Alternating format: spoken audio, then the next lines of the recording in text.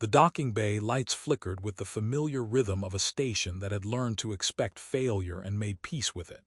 He lay half inside an access crawlspace, one arm buried in a nest of humming conduits, speaking softly to the engine as if it were an anxious animal.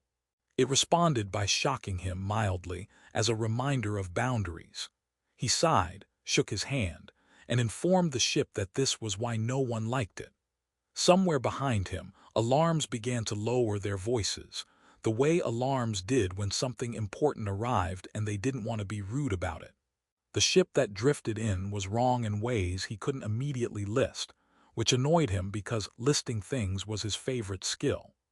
Its hull shimmered with a geometry that made his eyes feel slightly out of phase, and the air around it smelled faintly of ozone and expensive mistakes. People scattered. Officers ran. Someone dropped a datapad and didn't stop to pick it up, which was how he knew this wasn't just another rich client with a broken toy. He slid out of the crawlspace, wiped his hands on his jacket, and watched the boarding ramp descend like a decision already made. She walked down without guards close enough to touch her, which told him everything else he needed to know. Power like that didn't hurry, and it didn't need to explain itself. Her long ears angled slightly as she took in the bay, the broken lights, the exposed wiring, the human who hadn't knelt. He considered bowing late, then decided that would look worse than not bowing at all. Instead, he gestured at the ship and said, "She's bleeding phase coolant. That's either a bad seal or a designer with a sense of humor." Silence spread. He realized too late that humor was not a universal constant. Then she smiled, just enough to make the air feel less heavy, and asked if he could fix it. He said yes, because the ship was already telling him what hurt, and because fear was less useful than curiosity. When a court official objected, loudly and with many titles, she raised a hand, and the objection ended like a sentence cut short. Inside the ship, physics behaved like it had learned its lessons but still resented the teacher. Corridors shifted when he wasn't looking. Panels opened before he asked them to. He joked to the engine about imperial standards being a myth invented to scare apprentices, and the engine purred, which he took as agreement. She watched from a respectful distance, asking questions that were sharp and surprisingly practical. He answered honestly, occasionally adding that humans survived space mostly by arguing with machines until something worked. When the repair reached the core, a containment field fluttered, threatening to collapse into something spectacular and terminal. Guards tensed. He muttered that dying for a first impression felt excessive, reached in anyway, and stabilized it with a trick learned on a mining rig held together by faith and recycled tape. The field settled, the ship exhaled. Someone laughed, surprised, and quickly pretended they hadn't. Hours later, systems sang clean and bright. She offered payment that could have bought the station twice. He declined most of it, explaining that he had no place to store an empire and bad experiences with paperwork. That was when she stepped closer, close enough that the ship's hum wrapped around them both, and said nothing at all, which somehow felt louder than everything before. The ship did not entirely trust him yet, which he respected, because trust without testing was how reactors exploded. It responded to his adjustments with small, sulky fluctuations, like a proud creature pretending not to enjoy being cared for. He worked slowly, not because he had to, but because rushing in a place like this felt rude to the laws of reality, which were already bending out of courtesy. Every so often, gravity tilted a few degrees to the left, then corrected itself, as if embarrassed. She remained nearby, close enough that her presence altered the room's rhythm. He noticed her long ears angled toward every sound the ship made, subtle movements marking interest, concern, calculation. He wondered briefly what it would be like to hear a machine as clearly as she seemed to. He told the engine he felt underqualified for a conversation that included royalty and sentient metal, and the engine dimmed its lights in what he chose to interpret as reassurance. The tension arrived wearing rules. An imperial protocol triggered somewhere deep in the system, projecting symbols that meant nothing to him, but made the guards straighten and place hands near weapons that looked allergic to mercy. He read the energy spike, frowned, and said, "That's not great," which did not help.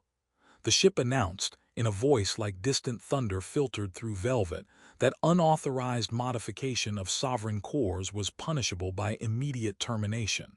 He nodded at it and said he'd add that to his list of career regrets, right under trusting a vendor who spelled quantum wrong.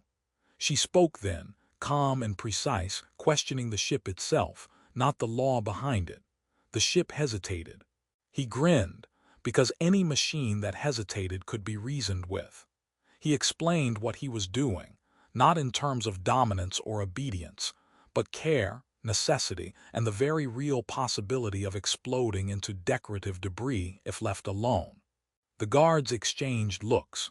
One of them snorted before remembering where he was and looking deeply ashamed. When the protocol resisted, he did not force it. He told a joke about humans being experts at survival because they were too stubborn to accept clear instructions, and somehow that shifted something.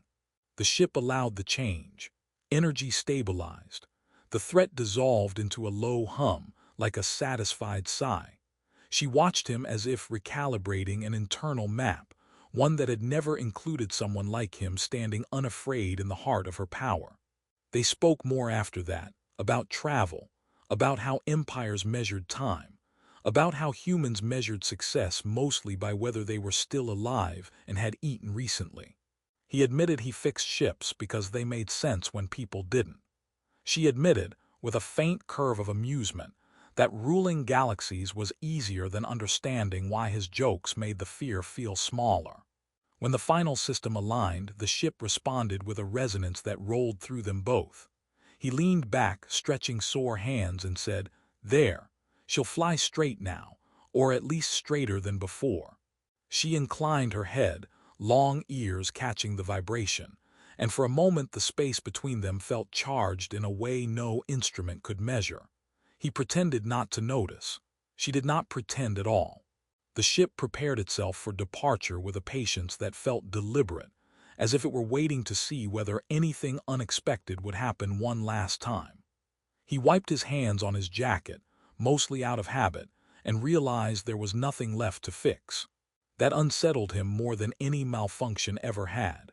Around them, the station resumed its usual noise, pretending that an Empress hadn't just passed through like a thought that refused to be forgotten.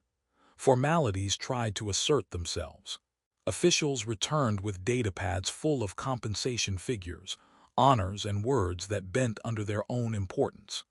He listened politely, then interrupted to ask if any of it came with a lifetime supply of spare parts and a guarantee against boredom. When it didn't, he declined most of it.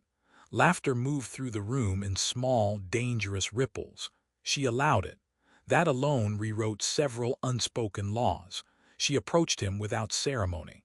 Up close, the hum of the ship wrapped around them, steady and warm, no longer in pain.